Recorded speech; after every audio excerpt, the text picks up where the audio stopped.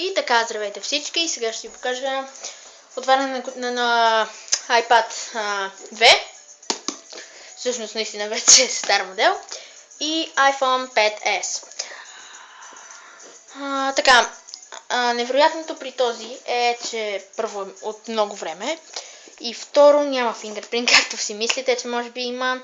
С по-старата операционна система, ето както виждате, кутията му е огромна и наистина тежи много.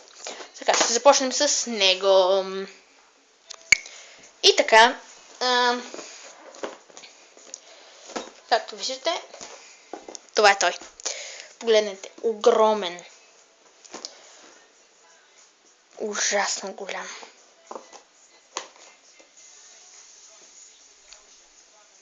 Дебел. С огромна рамка. Ето толкова голяма. Така. Сега. Зарядното му, то е много старо и голямо. Вече няма нищо, никой устройство Apple-ско. Погледнете. Вижте му колко е маничък. И е с фингърпринт. Невероятно малък. И понеже е от Америка, върви с адаптор. Ето го. Оп.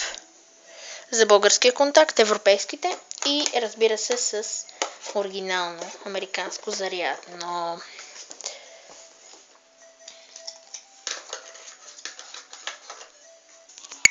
И така, адаптора, какво представлява, нали? Така. И ако си купите малък от България, можете да направите така и да го пъхнете тук. Разбира се, той е по-голям от това. И не се скъва по този компактен начин. Ето го зарядното, погледнете, дори само това изглежда по-старо. Нали, пъхате го и ще се заради напълно и пълноценно. Ето, ако това правилниче е отгоре и като го пъхнете в порта на iPad-а тук, а не надолу. И така, това се пъха тук. И ще готови. Така, да включим iPad-а.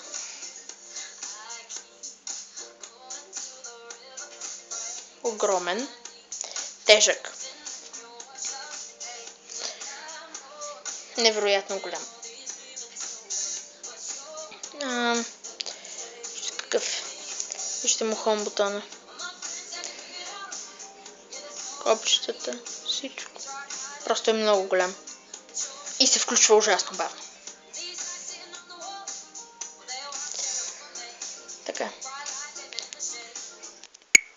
И така. Ето го и него. Така.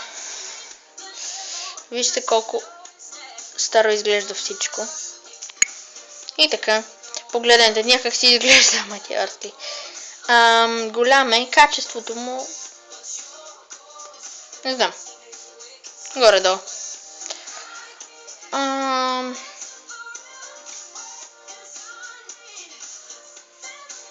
Някое произволно видео, ако отворите, може да разберете всичко. Не е много добро качество. По-добро е на по-съвременните таблети. Така, идва с... по принцип е, нали, ако влезете в настройките, по принцип идва с... Сега ще ви кажа... С 12 гигабайта, нали, този, който имаме.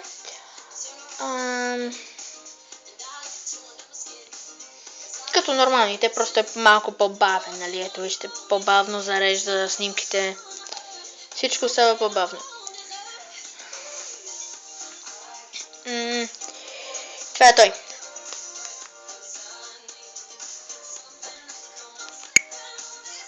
И така, здравейте, сега ще ви покажа iPhone 5S.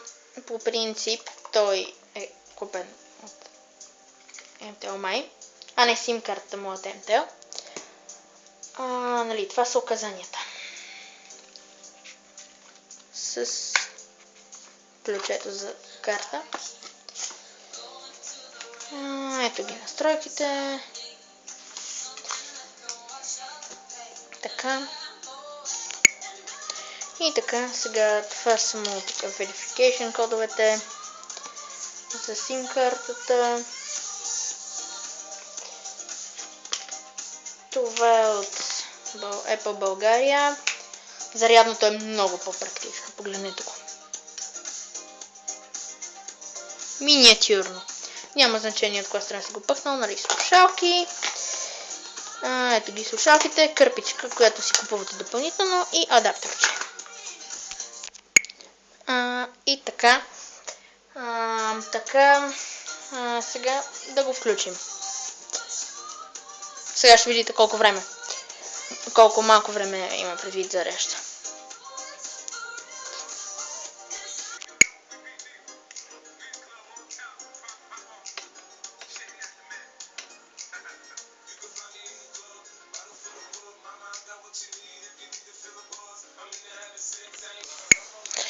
И така, след като вече сме го настроили,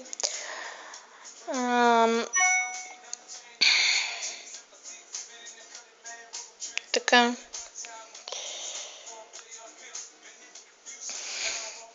най-нормален, предина има много ярко фенерче. Погледнете какво отражение само прави. Има много бързи настройки тук с музиката. Така, хубавото при него е, че има много добро качество, много бързо зарежда. Погледнете. Пуска музиката веднага, паузираш я. Много бързо отваря, погледнете. Веднага ги зарежда. Хоп, сефита, хоп. Веднага става. Качеството му...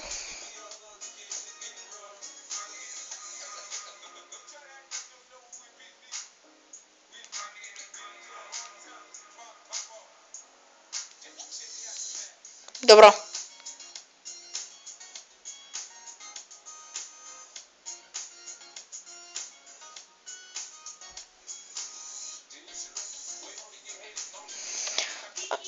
Със сила. И така, благодаря, че бяхте с мен.